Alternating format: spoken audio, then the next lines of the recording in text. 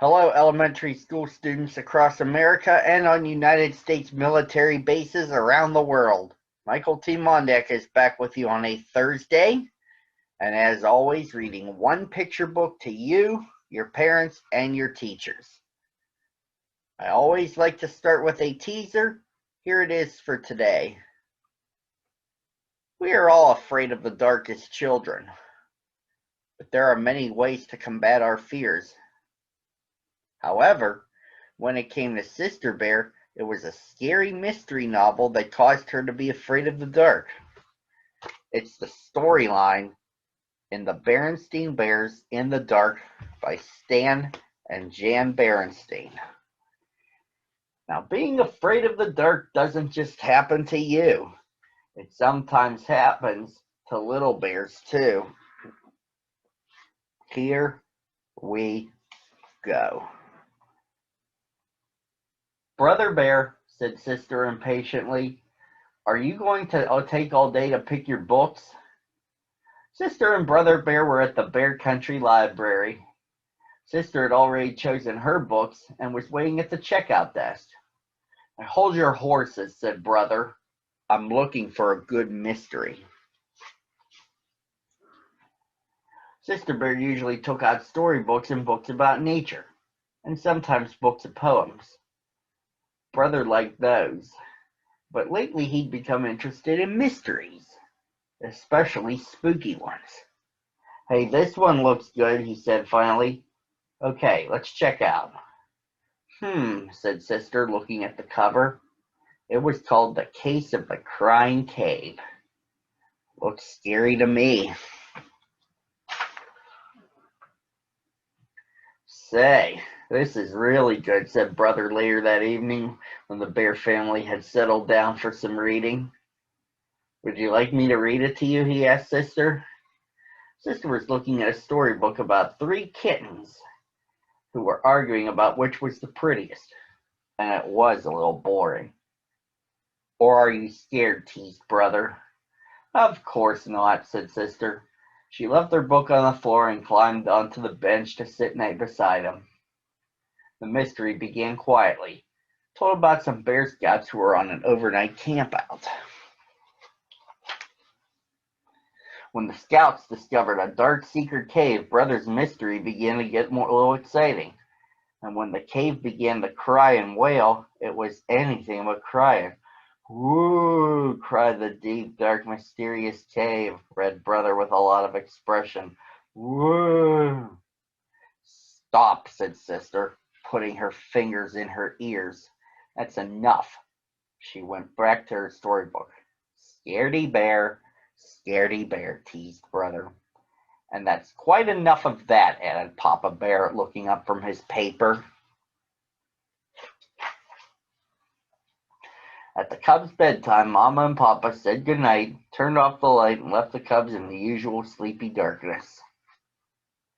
Outside the treehouse, the bright, busy sounds of day had given way to the soft, soothing sounds of the night, the quiet conversation of frogs and toads, the soft cry of the owl, the sigh of the night wind, and if you listen very hard, you can almost hear the softest sound of all, the sound of lightning bugs switching their lights on and off, on and off.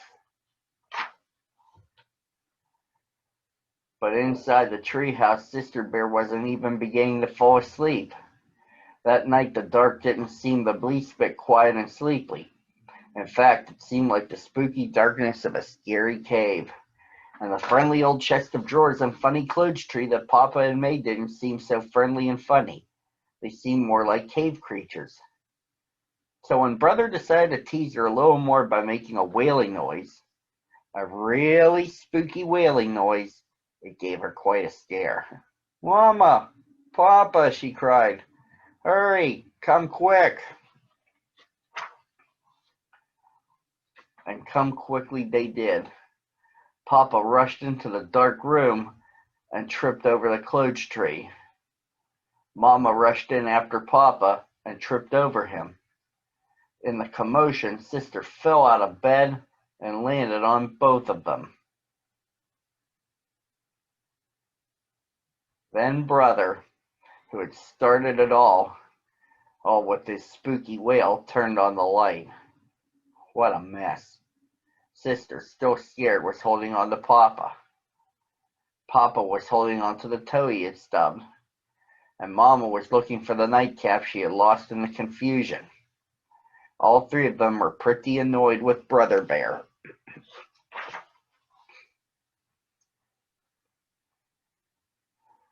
It turned out to be a very long night in the bear's treehouse. Papa and Mama tried to explain that there was nothing to be afraid of in the dark, except maybe running into a clothes tree and stubbing your toe, but it didn't do any good. Sister absolutely refused to go to sleep with the light off, and Brother positively insisted that he couldn't fall asleep with the light on.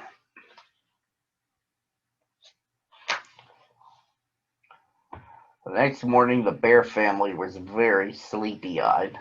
Boy, said Brother, yawning, I sure don't want to go through another night like that.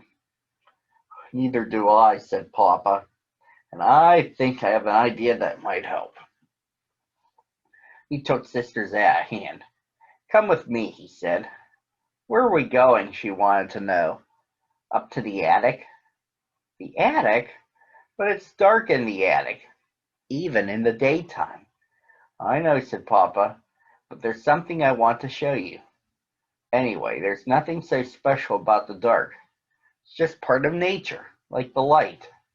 It's your imagination that makes the dark seem spooky sometimes. What's imagination? Asked Sister.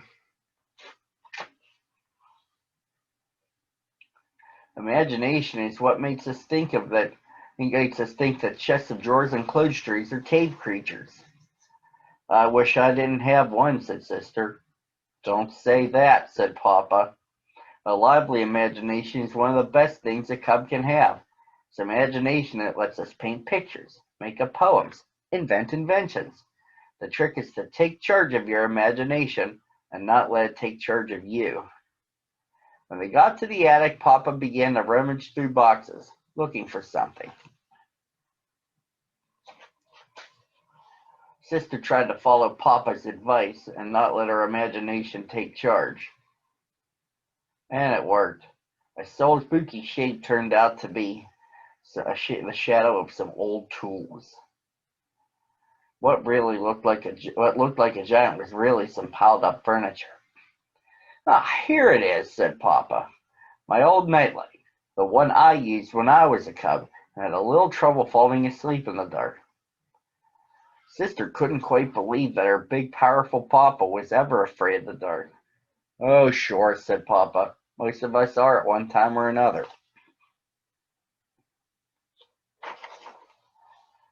How about reading the rest of the case of the Crying Cave? Sister asked Brother later that day.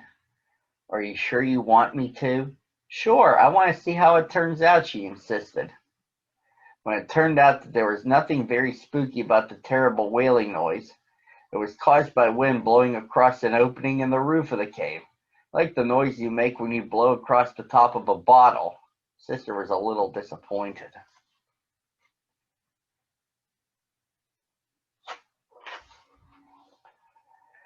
And that night, when she and Brother were all settled down in the cozy glow of Papa's old nightlight, she said so. I was pretty disappointed by the way the case of the Crying Cave ended. Why? Asked Brother.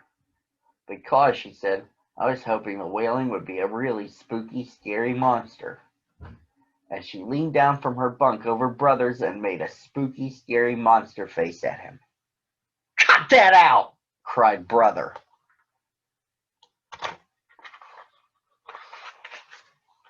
Then Sister went right to sleep.